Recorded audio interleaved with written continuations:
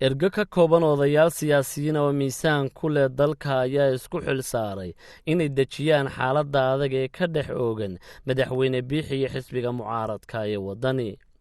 sida ay warar xoogagaalahi u sheegeen wargeyska geeska afrika ergadan oo ay ka mid yihiin madaxweyneyaal hore axmed yuusuf yaasiin iyo cabdiraxmaan cali faarax iyo aqoon-yahan aadan muuse jibriil waxa ay kulaman la yeesheen wasiirka arrimaha gudaha maxamed kaahin axmed iyo madax ka tirsan xisbiga mucaaradka ee waddani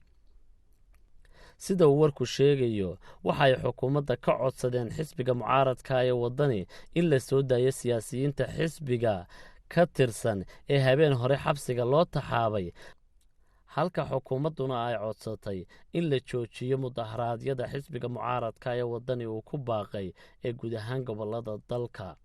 ergadan ayaa labada dhinac wadajir uga dalbaday inay furaan wada hadal xal loogu baadhayo sababta keentay khilaafkani laakiin lama oga jawaabaha ay xukuumadda iyo xisbiga waddani ka bixiyeen soo jeedimaha odayaashani